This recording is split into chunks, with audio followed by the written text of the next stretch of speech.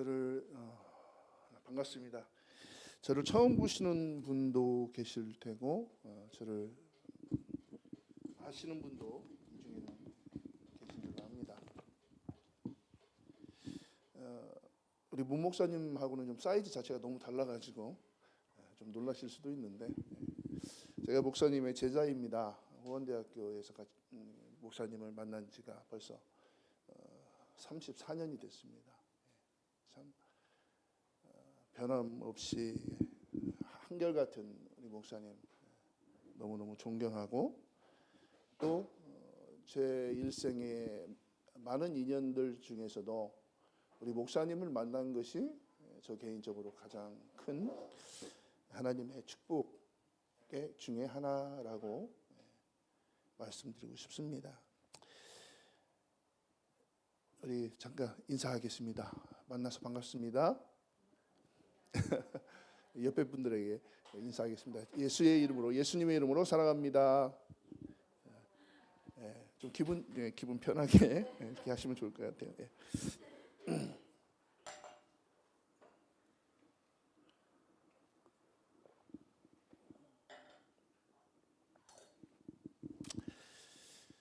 오늘 제가 세상에서 가장 아름다운 소리를 한 가지 전해드리려고 왔습니다. 그것은 뭐냐면, 요즘은 교회마다 이렇게 화면으로 설교 내용이나 성경 본문이나 이렇게 띄워주고 이렇게 성도님들이 볼 수 있도록 편하게 제공해주는 그런 교회들이 참 많죠. 그러나 세상에서 가장 아름다운 소리는 우리가 성경을 한 장 한 장 넘기면서 그 성경 한 장 한 장 페이지 넘어가는 그 소리가 우리 삶을 새롭게 하고, 우리가 지금껏 찾고 찾았던 우리 인생의 문제에 해답을 찾는 그런 비결이 바로 우리가 성경을 한 장 한 장 넘기는 것이라고 저는 생각합니다. 그래서 따로 PPT 준비하지 않았고, 오늘 성경 몇 구절 함께 찾으면서 그렇게 말씀을 나누었으면 좋겠습니다. 오늘 본문의 말씀은 깨끗한 그릇에 대한 이야기입니다. 그죠? 주인이 쓰시기에 합당한 그릇은 깨끗한 그릇입니다. 분명 맞는 말이죠. 그래서 우리는 항상 깨끗한 거, 아름다운 거, 큰 거, 이런 거에 집중하게 되는 것 같아요. 그런데 정말 깨끗하기만 하면 주인이 쓰기에 합당한 그릇인가? 혹시 집에 강아지 키우는 분 계신가요? 강아지 키우는 분. 강아지 우리 그래, 애천이 형제 고마워요, 가르쳐줘서. 강아지 안 키우세요? 다들 집에서 애완견 키우지 않나요? 저희 집에 강아지 한 마리 있습니다. 그냥 시골 똥개인데 집에서 키우다 보니까 정이 들어가지고, 어느 날 제가 설거지를 하다가, 집사람을 도와서 설거지를 하다가 제가 강아지 밥그릇을 설거지하는 걸 제가 깨달았어요. 무슨 얘기인지 좀 놀라시는 것 같은데, 아니 왜 강아지 밥그릇을 씻어서 설거지를 해서 강아지 밥을 주느냐, 뭐 그런 표정이신데, 요즘은 집에서 강아지를 키우다 보니까 강아지 밥그릇도 깨끗하게 씻어서 거기에다가 강아지 사료를 먹여야 돼요. 그게 위생적이고 그게 강아지한테 좋다고 생각하는 것 같아요. 그러니까 어느 날부터 누가 가르쳐주지도 않고 누가 시키지도 않았는데 강아지 밥그릇을 막 씻어서 그렇게 강아지를 키우고 있습니다. 깨끗한 그릇인데 거기에다가 강아지 사료를 담으면 뭐가 되나요? 개 밥그릇이 되는 거죠. 깨끗하면 주인이 쓰시기에 합당한 그릇이지만, 그보다 더 중요한 건 그 안에 무엇을 담느냐가 더 중요하다는 말씀을 드리고 싶은 겁니다. 우리는 무언가를 끊임없이 담아요. 우리는 무언가를 담는 그릇이에요. 그런데 한번 생각해 보세요. 내가 세상의 것을 담든지 하나님의 것을 담든지 둘 중에 하나만 할 수 있는 거예요, 실은. 세상적인 것을 따져보면 돈, 명예, 권력, 권세 이런 것들을 담을 수도 있겠죠. 그런데 하나님의 것은 딱 한 가지만 담으면 돼요. 뭐냐? 거룩함이에요. 거룩함. 우리 한국교회가 굉장히 깨끗하고 굉장히 화려하고 굉장히 커요. 그런 교회들이 참 많죠. 그런데 교회 안에 있는 구성원들이 더 중요하다는 거예요. 교회 건물이 중요한 게 아니고 교회 안에 속해 있는 우리 구성원들이 더 중요하다는 거예요. 큰 교회, 큰 건물, 그리고 많은 성도들이 모이는 교회 안에 거룩함을 쫓는 성도의 마음이 없다면, 거룩함을 쫓는 성도들의 예배가 없다면 깨끗하게 설거지해서 사료를 담아주는 개 밥그릇하고 다르지 않다는 거예요. 그런데 우리는 어찌 보면 그렇게 큰 교회, 또 화려한 교회, 이런 것들을 추앙하는지도 모르죠. 제가 목사님하고 인연이 34년 됐다고 그랬잖아요. 지금까지, 그때부터 지금까지 제가 목사님하고 함께 보낸 시간이 그 34년 중에 중간에 한 20년쯤 떨어져 있었어요. 그 20년은 제가 신학교 가고 전도사로 봉사하고 교회에서 사역하고 하는 동안에, 그러다가 어떻게 돌고 해서 목사님이 저를 찾아주셨어요. 저는 생각도 못했는데 목사님이 저를 찾아와 주셨어요. 그래서 다시 목사님하고 관계를 맺게 된 지가 다시 인연이 계속된 게 한 10여 년 된 것 같습니다. 지금까지. 근데 그분은 제가 무디교회 우리 성도님들한테 아부하는 게 아니라, 그분은 저에게 예수님께서 칭찬하셨던 나다나엘 같은 사람이에요. 그에게 간사함이 없는 참 이스라엘 사람이다, 그렇게 말씀하셨거든요. 변함이 없어요. 여러분들은 우리 문 목사님과 같은 그런 변함없는 분과 함께 신앙 공동체를 이루고 있다고 하는 이 사실 하나만으로도 하나님의 큰 축복을 누리는 귀한 성도님들이라는 사실을 기억해 주시기 바랍니다. 제가 한 30년 전에 이제 대학교를 졸업하고 벌써 그 시간이 30년이 됐네요. 신학교에 갔잖아요. 신학교에 갈 때 사람들이, 제 주변에 있던 많은 분들이 이렇게 얘기했습니다. 그 어려운 길을 선택해줘서 너무너무 고맙다. 30여 년 전에 환경적으로나 모든 것이 너무너무 열악했고, 그때가 우리 앞에 계신 우리 젊은 지체들은 모르지만 1997년 IMF가 빵 터져가지고 그해 제가 졸업하는 해였는데요. 졸업을 했지만 취업을 할 수도 없었고, 누가 오라는 것도 없고 갈 데도 없고 그런 상황이었어요. 그런 상황에서 신대원에 지나가게 됐습니다. 그러니까 주변에서 저에게 그 어려운 길 선택해서 너무너무 고맙다고 그렇게 권면도 많이 해주시고 응원도 많이 해주셨던 것 같아요. 그리고 한 30년이, 한 27년 지난 거죠. 지금 생각해 보면 그때는 목사가 되는 게 어렵다라고 사람들이 생각했지만, 제가 지금 이 시대를 살아가면서 느끼는 거는 목사로 사는 게 너무너무 힘들다는 거예요. 그것도 변함없이 목사로 사는 거예요. 왜냐? 세상이 너무 좋아졌거든요. 세상이 너무 화려해졌고 세상에 너무 많은 유혹들이 우리 주변에 생겨났어요. 그래서 제가 목사님을 존경할 수밖에 없는 이유가 그거예요. 누구든지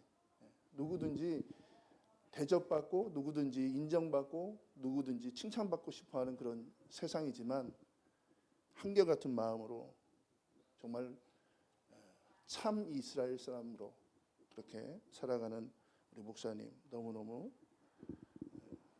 항상 감사한 마음입니다. 예레미야 17장에 보면 9절과 10절 말씀 읽어드릴게요. 만물보다 거짓되고 심히 부패한 것은 마음이라. 누가 능히 이를 알리오마는 나 여호와는 심장을 살피며 폐부를 시험하고 각각 그의 행위와 그 행실대로 보응하나니. 이렇게 말씀하고 있죠.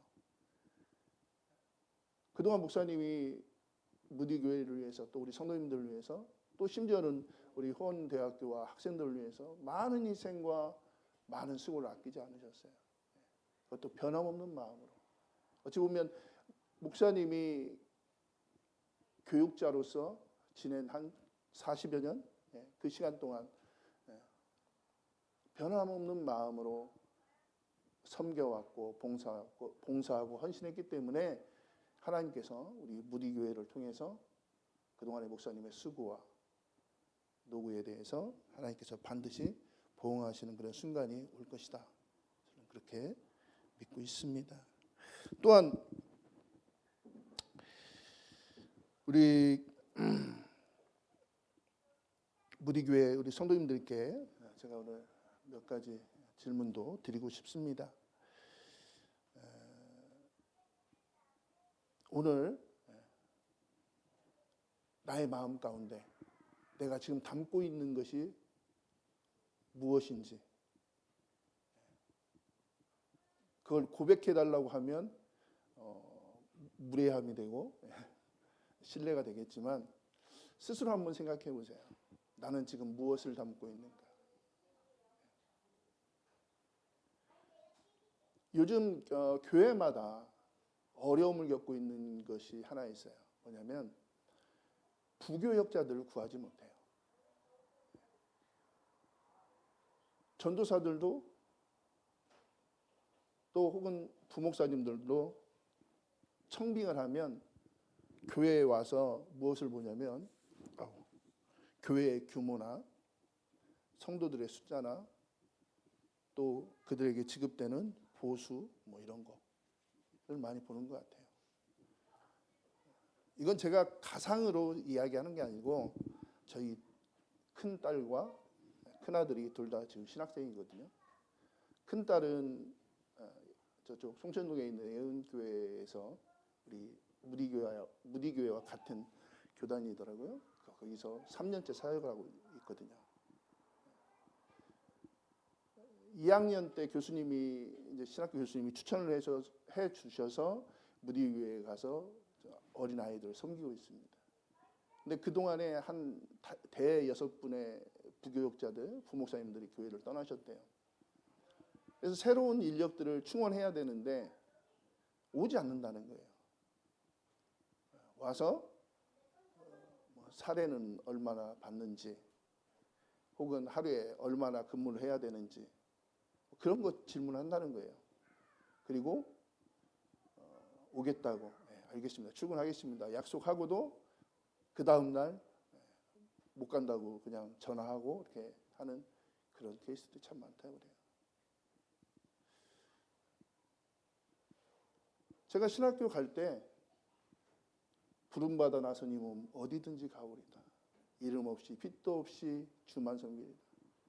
이 찬양 얼마나 많이 했는지 모르겠어요. 혹시 그 찬양 아세요? 알죠? 그런데 요즘 젊은 사람들은 그 찬양 모르는 것 같아요. 아마 모를 거요. 모른다기보다도 외면하겠죠. 왜냐? 그 찬양 부르면 그렇게 살아야 될 것 같잖아요. 저희 동기들도 마찬가지였어요. 많은 사람들이 그 찬양 부르고 손들고 눈물 흘리면서 기도했어요. 그리고 다 큰 대형교회 시험 봐서 무슨 취업 준비생들처럼 열심히 공부해서 그렇게 큰 교회로들 많이 갔습니다. 물론 하나님께서 다 필요하고 하나님이 쓰심이 있기 때문에 그렇게들 찾아갔지만, 물론 제가 큰 교회나 규모 있는 교회에 대해서 비난하는 이야기를 하는 게 아니에요. 절대 그런 게 아닙니다. 다만 지금 우리가 추구하는 것, 지금 이 시대를 살아가는 우리 교인들이, 우리 성도들이 마음에 담고 있는 것이 무엇인가? 심지어 하나님의 부름을 받았다라고 하는 사역자들이 담고 있는 것이 무엇인가에 대한 그 지적을 해보고 싶은 겁니다. 그리스도는 무엇을 담느냐가 중요하다고 말씀드렸습니다. 아무리 깨끗한 그릇이라도 그곳에 잘못된, 오염된 혹은 썩은 이런 것들을 담아놓으면 보기는 좋을 수 있지만 그것은 절대로 누군가에게 쓰임받는 그런 상황은 아닐 수 있기 때문에 그렇다는 것이죠. 자, 보십시오. 디모데전서 1장에 보면 돈을 사랑함이 일만하게 뿌리가 되나니 이것을 탐내는 자들은 미혹을 받아 믿음에서 떠나 많은 근심으로써 자기를 찔렀도다. 부름받아 나서니 몸 내가 어디든지 가겠습니다. 그렇게 고백했던 사람들이 이제는 와서 더 좋은 환경, 더 좋은 조건, 더 좋은 형편에 나의 몸을 맡기고 싶어지면 그때 어때요? 양심에 찔리지 않겠어요? 그런데 그런 일들을 마다하지 않죠. 보세요. 제가 아까 말씀드린 것 중에 우리 마음은 여러 가지를 담을 수 있는 것 같지만 실은 하나밖에 못 담는다고 말씀드렸잖아요. 그러니까 세상의 것을 내가 담을 수도 있어요. 그리고 하나님의 것을 내 안에 담을 수도 있어요. 그게 양립할 수는 없다는 거예요. 자, 보세요. 우리 계시록 말씀 잠깐 볼까요? 계시록 말씀 우리 찾아서 함께 보겠습니다. 계시록 21장 말씀 잠깐 보겠습니다.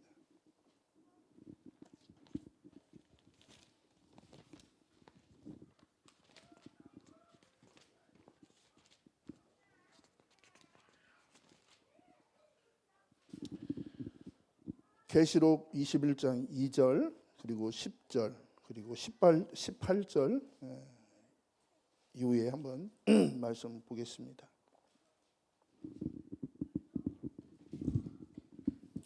찾으셨죠?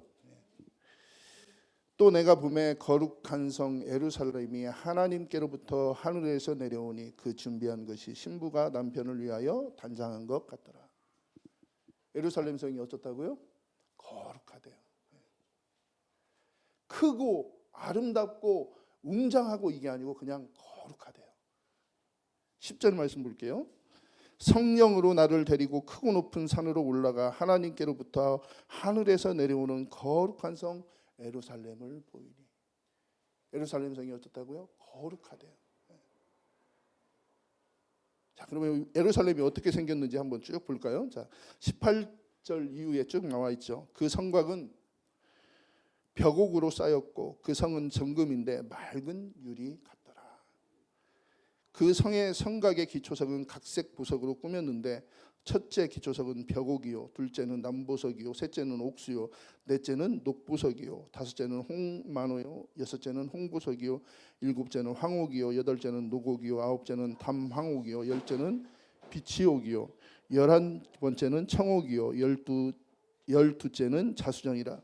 그 12문은 12진주니 각 문마다 한 개의 진주로 되어 있고 성의 길은 맑은 유리 같은 정금이더라.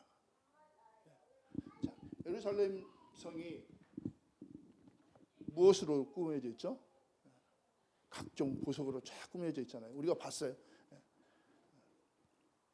그런데 보세요. 우리가 좋아하는 것, 우리가 귀하게 생각하는 건 우리 집사님이시죠? 앞에 계시니까 제가 여쭤볼게요. 결혼하실 때 받은 폐물이나 지금 가지고 있는 폐물을 어디에 보관하시죠? 없어요? 네. 우리 자매님은 어때요? 내가 귀하게 생각하는 뭐 폐물이나 혹은 뭐 목걸이나 반지 이런 것들 어디에 보관하세요? 네, 함에 해서 장롱 깊은데 사람들 손 안 타는데 그런 데다 싹 넣어놓는 거죠. 그죠? 예수 믿는 사람들에게 제가 질문하고 싶은 거예요. 정말 귀한 것은 우리 마음 깊은 곳에 놔두는 거잖아요. 그죠? 그런데 하나님의 나라는 벽이 정금이래요. 도로가 정금이래요. 어려운가요? 이게 제가 좀 너무 난해하게 얘기했나요? 보세요. 만약에 하나님의 나라에서도 이 정금이나 보석이나 이런 것들이 귀한 거라면 어때요? 깊은 데 숨겨놨겠죠, 하나님께서. 하나님 나라에서는 그냥 장신구라는 얘기예요. 우리가 이 땅에서 소중하다고 여기는 것들이 저 하늘나라에서는 그저 장신구에 불과하다는 거예요. 우리는 바벨론 성과 같이 화려하고 아름답고 이쁜 것들, 그런 것들을 귀중하게 생각해요. 그걸 소중하게 생각하지만 하나님의 나라에서는 이 땅에서 내가 소중하게 생각했던 모든 것들이 그저 장신구에 불과하다는 거예요. 하나님의 나라에 들어갈 수 있는 사람들의 자격이 뭡니까? 가치가 변한 사람들이에요. 내가 이전에 이 땅에 속한 것들을 너무너무 소중하고 내가 이 땅에 속한 것들을 너무너무 사랑했는데 그런 마음과 그런 뜻을 가지고는 하나님의 나라에 들어갈 수 없다는 거예요. 심지어는 그러한 것들을 포기할 수 있는 믿음, 포기할 수 있는 거룩함을 가져야만 하나님의 나라에 들어갈 수 있다는 거예요. 예수님께서 말씀하시잖아요. 부자가 천국에 들어가기가 얼마나 어려운지 낙타가 바늘길을 통과하는 것 같다. 우리는 그 말씀을 너무너무 많이 들었잖아요. 너무너무 잘 알잖아요. 그럼에도 여전히 우리는 뭘 따라가요? 돈을 따라가잖아요.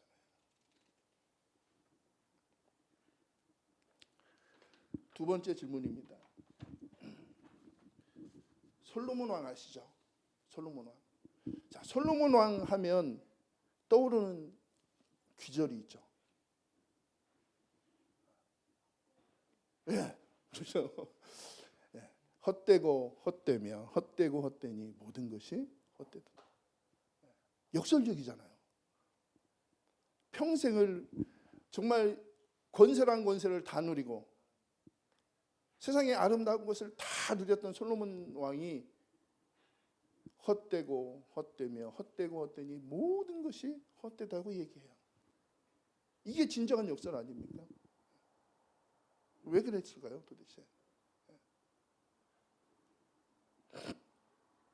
전도서 1장 말씀 제가 읽어드리겠습니다. 다윗의 아들 에르살렘 왕 전도자의 말씀이라.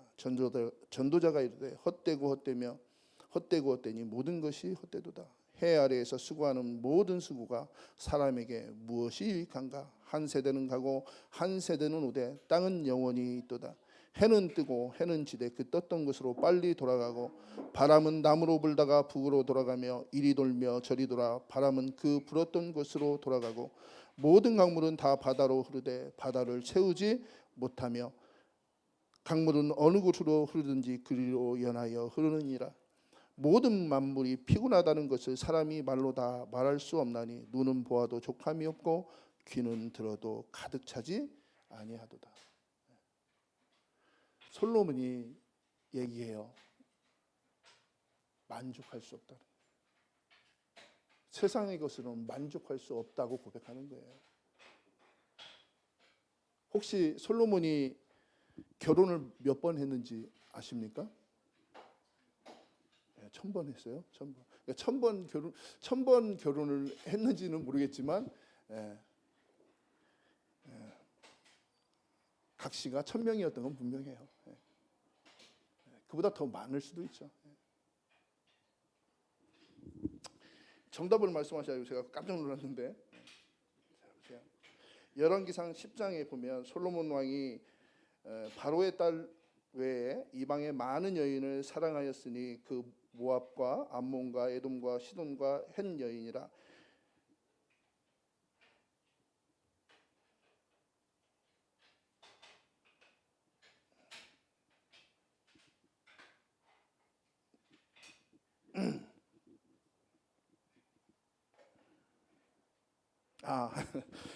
열왕기상 10장 3절입니다. 왕은 후궁이 700명이요 첩이 300명이라. 그 여인들의 왕의 마음을 돌아서게 하였더라. 이렇게 기록하고 있는데 갑자기 우리 집사님께서 정답을 말하셔서 제가 당혹해서 보세요. 솔로몬 왕이 아버지가 죽고 나서 그 베다른 형 아도니아가 반역을 일으켜요. 그래서 우여곡절 끝에 왕이 됐습니다. 왕이 돼서 그가 처음 한 일이 뭐냐면 이방 사람의 딸, 애굽 바로 왕의 딸과 혼인하는 일이었어요. 그런데 성경이 기록하잖아요. 제가 열왕기상 말씀 읽어드리겠습니다. 열왕기상 3장 1절로 3절 말씀이에요. 솔로몬이 애굽의 왕 바로와 더불어 혼인 관계를 맺어 그의 딸을 맞이하고 다윗성에 데려다가 두고 자기의 왕궁과 여호와의 성전과 예루살렘 주위의 성의 공사가 끝나기를 기다리니라. 그때까지 여호와의 이름을 위하여 성전을 아직 건축하지 아니하였으므로 백성이 산당에서 제사하며 솔로몬이 여호와를 사랑하고 그의 아버지 다윗의 법도를 행하였으나 산당에서 제사하며 분향하였더라. 중요한 대목은 이거라고 저는 생각합니다. 솔로몬이 처음 맞이하였던 여인이 그 마음에 들어왔다는 게, 그런데 그 여인이 그냥 여인이 아니라 이방 여인이었고 그 여인이 가져온 이방 신이 그 여인과 함께 이스라엘에 들어왔다는 거예요. 그래서 다시 한번 읽어드릴게요. 열왕기상 10장 1절로 3절에 보면 솔로몬 왕이 바로의 딸 외에 이방의 많은 여인을 사랑하였으니 곧 모압과 암몬과 에돔과 시돈과 헷 여인이라. 여호와께서 일찍이 이 여러 백성에 대하여 이스라엘 자손에게 말씀하시기를 너희는 그들과 서로 통혼하지 말며 그들도 너희와 서로 통혼하게 하지 말라. 그들이 반드시 너희의 마음을 돌려 그들의 신들을 따르게 하리라 하였으나 솔로몬이 그들을 사랑하였더라. 왕은 후궁이 700명이며 첩이 300명이라. 그의 여인들이 왕의 마음을 돌아서게 하였더라. 그게 직접적인 원인이라는 거예요. 그게. 솔로몬 왕이 자기의 삶을 하나님의 축복 가운데 누리고 살았음에도 불구하고 허무하다, 헛되다고 얘기하는 이유가 사람을 통해서 만족하기를 원했는데 그 사람을 통해서 만족할 수 없었다는 거예요. 자, 상대적으로 우리가 잘 아는 사마리아 여인의 이야기가 있죠. 사마리아 여인이 몇 번 결혼했죠? 5번 결혼했어요. 그리고 6번째 사람하고 살고 있어요. 그런데 그 여인이 그 뜨거운 한낮에 물길러 왔다가 예수님을 만났어요. 그리고 예수님이 그에게 이렇게 말씀하세요. 속으로부터 솟아나는 생수. 네가 지금 너가 지금 마시려고 하는 이 물을 마시면 너는 또다시 목이 마를 거야.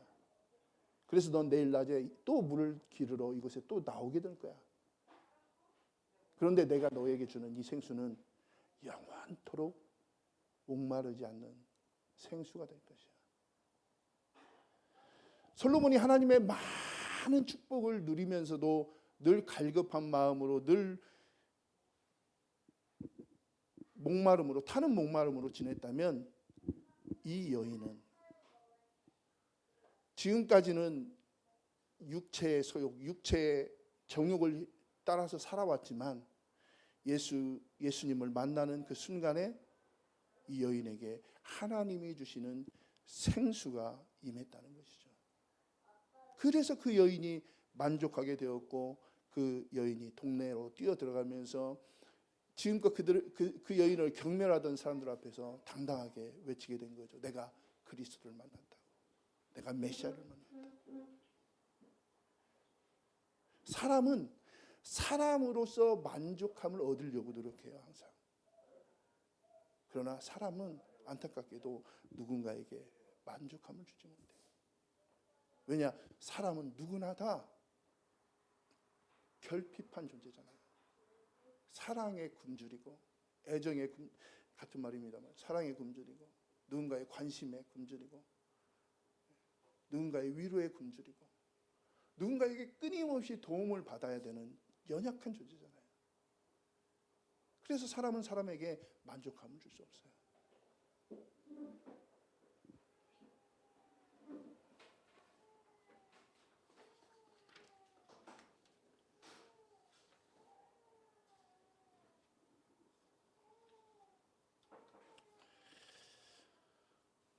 자, 회개라고 하는 말이 있죠. 회개라는 말.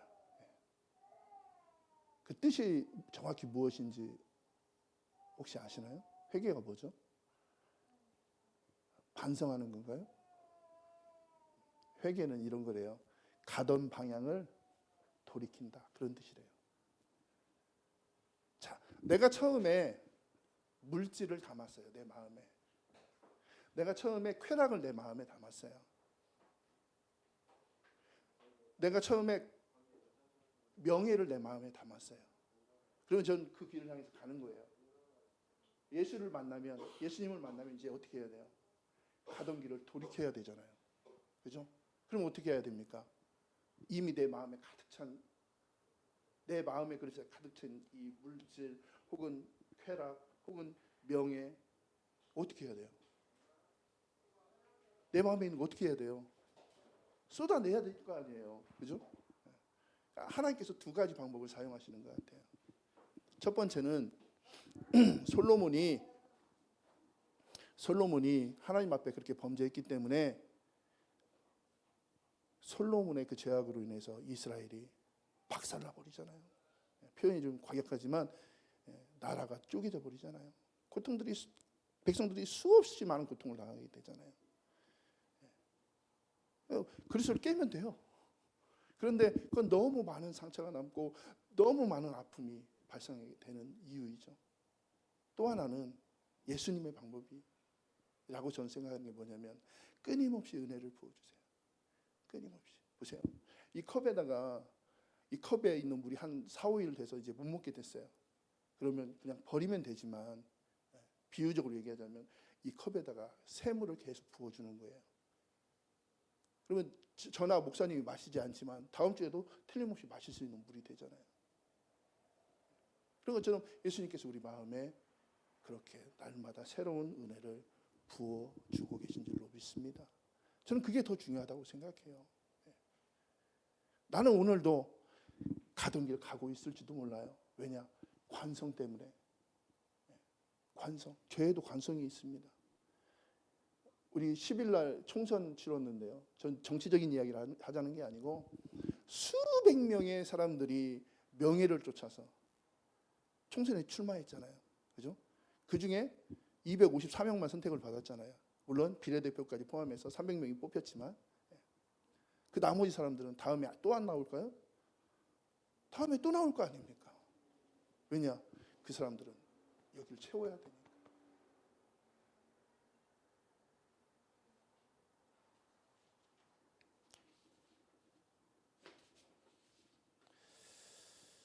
우리 빌립보서 말씀 우리 다 같이 읽고 말씀 마치겠습니다. 빌립보서 2장 말씀 2장 1절로 5절까지 말씀 함께 합독하겠습니다. 빌립보서 2장 1절로 5절의 말씀입니다.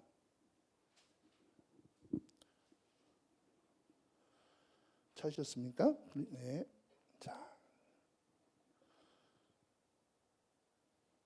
자, 읽겠습니다. 그러므로 그리스도 안에 무슨 권면이나 사랑의 무슨 위로나 성령의 무슨 교제나 긍휼이나 자비가 있거든 마음을 같이하여 같은 사랑을 가지고 뜻을 합하며 한 마음을 품어 아무 일에든지 다툼이나 허영으로 하지 말고 오직 겸손한 마음으로 각각 자기보다 남을 낮게 여기고 각각 자기 일을 돌볼 뿐 아니라 또한 각각 다른 사람들의 일을 돌보아 나의 기쁨을 충만하게 하라. 중요합니다. 너희 안에 이 마음을 품으라. 곧 그리스도 예수의 마음이니. 아멘. 제가 요즘 목사님의 배려로 캠퍼스에서 지금 우리 학생들을 가르치고 있어요.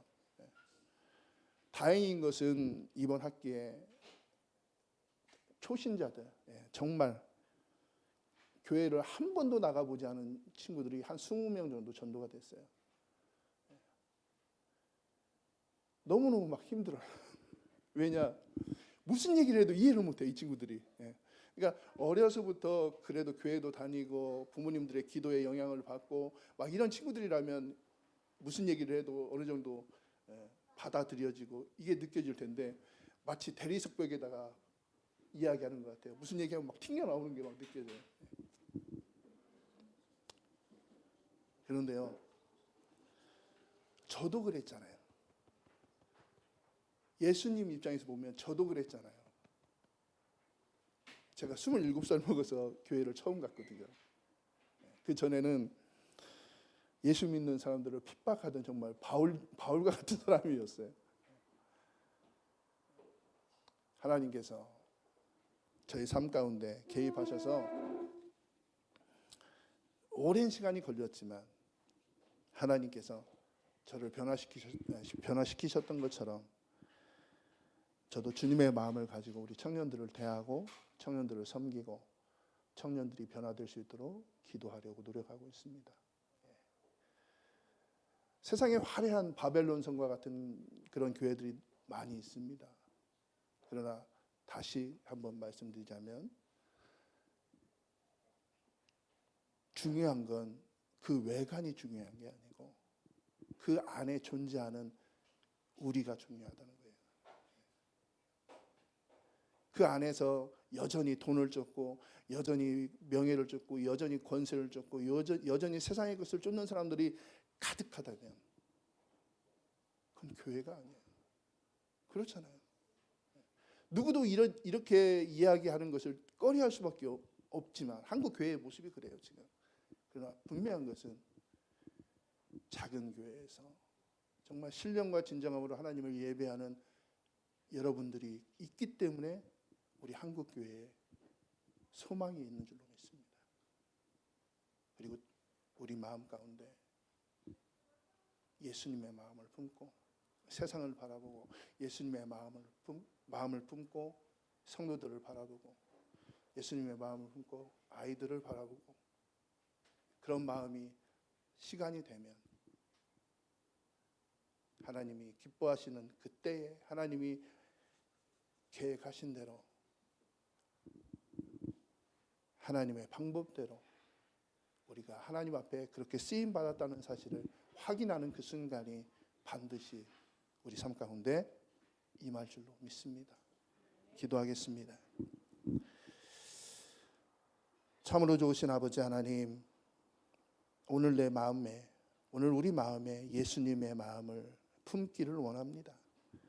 지금껏 세상에 속한 것, 화려한 것, 아름다운 것, 또 깨끗한 것들을 그렇게 사모하고 살았다면 이제는 하나님께서 정말 기뻐하시는 거룩한 삶을 그렇게 살아가는 우리 무디교회 귀한 성도님들의 삶이 될 수 있도록 은혜 베풀어 주옵소서. 사랑하는 우리 문영수 목사님 영육간에 강건함을 부어주시고 우리 문영수 목사님이 이곳에서 쓰임받는 그 모든 순간 주님이 동행하셔서 하나님의 그 놀라운 역사를 하나님의 뜻하신 바를 다 이루어 주옵소서. 우리 무디교회가 새로운 거처를 위해서 기도합니다. 아버지 하나님, 좋은 곳으로 그러나 하나님이 기뻐하시는 곳으로 그렇게 인도하여 주옵소서. 함께 하심에 감사하고 예수님의 이름으로 간절히 기도하옵나이다.